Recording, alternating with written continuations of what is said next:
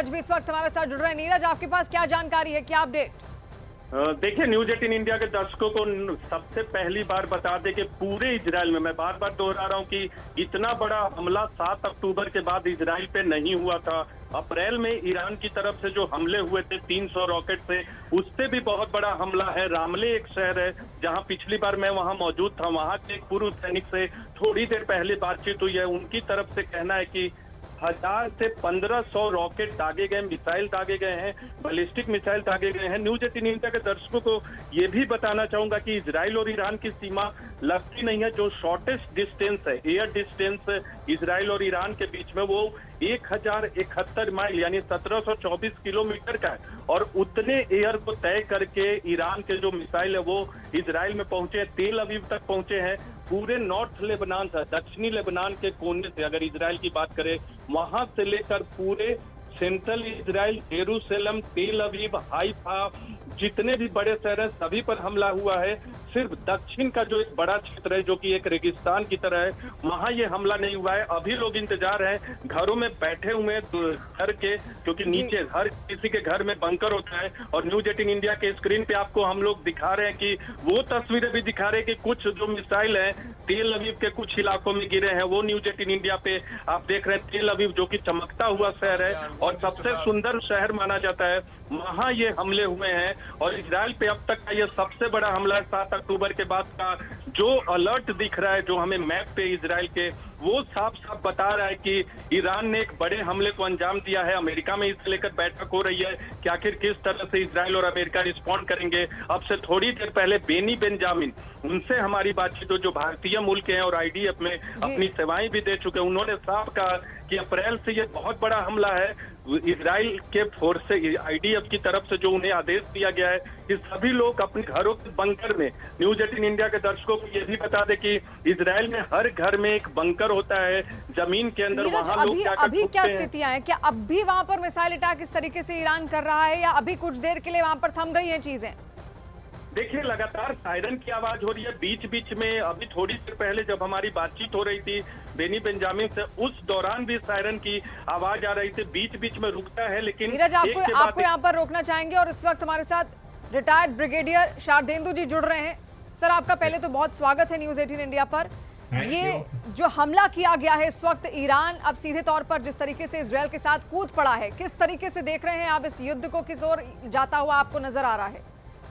देखिए, जिस दिन से नसरुल्लाह की मौत हुई है, उनको जिस तरीके से एयर स्ट्राइक द्वारा खत्म किया गया, उस दिन से लोगों की शंकाएं थी कि ईरान कर क्या रहा है। ईरान से बहुत लोगों की उम्मीद थी कि हो सकता है उसके जवाब में वो मिसाइलें फायर करे, लेकिन पिछले 2-3 दिनों से जब कोई एक्शन नहीं हुआ तो उसकी साख पे क्वेश्चन उठने लगे थे। लिहाजा ईरान ने इस समय को यूटिलाइज किया और उसकी टारगेटिंग की इजराइल को, और इस तरीके से मैसिव हमला बोला। इसके लिए उसने हो सकता है अपने कैबिनेट की मंजूरी ली हो, और जो उनके जो आयतुल्लाह खमेनी साहब हैं उन्होंने ऑर्डर दिया हो, क्योंकि उनको भी बंकरों में भेज दिया गया था। उन्होंने सबसे पहले अपनी सुरक्षा की और उसके बाद इस तरीके के हमले का आदेश दिया होगा। तो जिस तरीके से इन्होंने, देखिए, बैलिस्टिक मिसाइल का इस बार इस्तेमाल किया है और जितनी भारी तादाद में इसको फायर किया है, पूरा देखिए इजराइल सायरन की आवाज से गूंज रहा है। उन्होंने अपने नागरिकों को बंकरों में और शेल्टर में जाने के लिए बोला है। तो इस तरीके का बड़ा हमला होना, और कितने इस तरीके के हमले को आयरन डोम या डेविड स्लिंग या पैट्रियट मिसाइल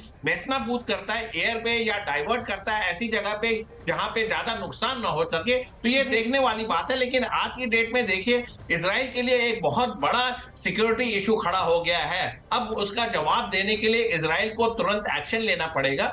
अपने एयर डिफेंस को पहले वो पुख्ता करेगा और जल्दी से जल्दी ऐसी मिसाइलें लॉन्च करेगा जिससे कि ईरान को नुकसान हो। देखिए, जो बाइडेन साहब भी अमेरिका में अपनी मीटिंग कर रहे हैं। मेरा मानना है नेतन्याहू साहब ने भी अपने वॉर कैबिनेट या अपने डिफेंस मिनिस्टर या चीफ के साथ उन्होंने मीटिंग की होगी और साथ में इस तरीके की चीजों को अंजाम देने की कोशिश की होगी।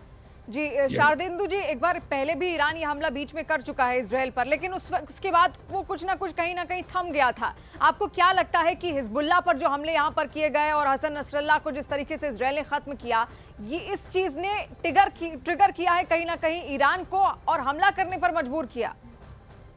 जी हाँ, बिल्कुल आपने सही बताई। ये तो इस तरीके की शंकाएं बताई जा रही थी। देखिए, ईरान अपने आप में बहुत बड़ा क्वेश्चन मार्क होता चला जा रहा था। तमाम लोगों ने जी कहा कि ईरान देखिए हिजबुल्लाह, हुतीज और जो नॉर्थ इराक के लड़ाकों को इस तरीके से मिड सी में नहीं छोड़ सकता। सारे मिलिट्री एनालिसिस का काम था कि वो सरप्राइज थे कि ईरान का रिएक्शन क्यों नहीं आ रहा। और दूसरी तरफ देखिए, इजराइल अपने ग्राउंड ऑफेंसिव को साउथ लेबनान में लॉन्च कर रहा था। तो एक तरीके से डू एंड डाई वाली सिचुएशन हो रखी थी। ईरान की क्रेडिबिलिटी, दूसरा जिस तरीके से वो अपने प्रॉक्सीज की मदद कर रहा था और जिस तरीके से लगातार हमले इजराइल के ऊपर कर रहा था। लेकिन पिछले 2 दिनों में देखिए कोई ऐसी एक्टिविटी नहीं हुई। तो ये बहुत बड़ा ब्लो है।